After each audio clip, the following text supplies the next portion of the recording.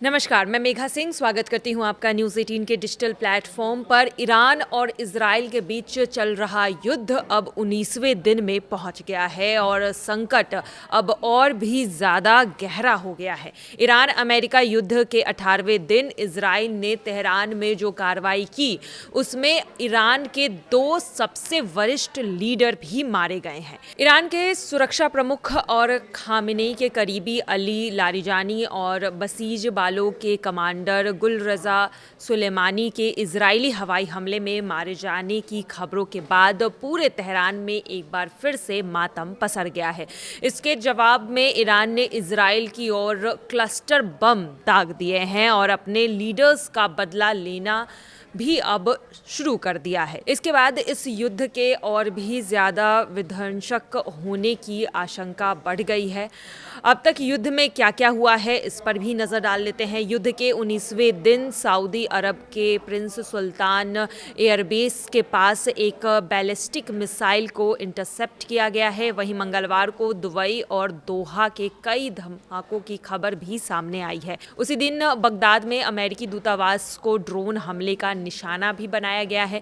Iran ने अपने नेताओं की हत्या के जवाब में इजराइल पर मल्टी वॉरहेड वाली मिसाइलें छोड़ दी है।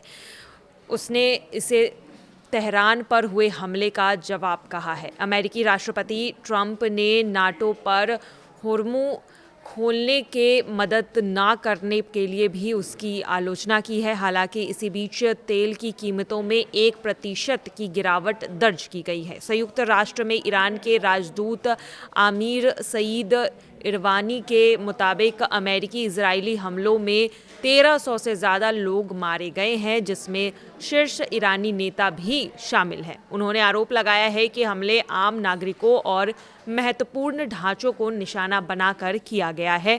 वहीं मरने वालों की संख्या अब 1858 तक पहुंच सकती है। इसके अलावा लेबनान में भी हालात खराब है, जहां हिजबुल्लाह के हमलों के बाद इजरायली हमलों में अब तक 773 लोगों की मौत हो चुकी है। मंगलवार को पहली बार रॉयटर्स के हवाले से ये खबर सामने आई थी कि सुप्रीम लीडर मुर्तज़ा खामेनेई ने अमेरिका के साथ किसी भी तरह का समझौता करने से इनकार कर दिया है। 2 देश अमेरिका और ईरान के बीच मध्यस्थता करा रहे थे, जिसके प्रस्ताव को अब मुर्तज़ा ने ठुकरा दिया है और 19वें दिन ईरान, इजराइल और अमेरिका युद्ध और भी घातक रूप ले चुका है। और अब देखना यही है कि ईरान जिस तरह से अपने मिसाइलें इजराइल और अमेरिकी दूतावास पर बरसा रहा है, आने वाले समय में क्या अमेरिका इसका जवाब देता है। और जिस तरह से इजराइल ने ये साफ कर दिया है कि अब इस युद्ध पर विराम नहीं लगेगा, आने वाले समय में अब देखना यही है कि अमेरिका और इजराइल इस युद्ध को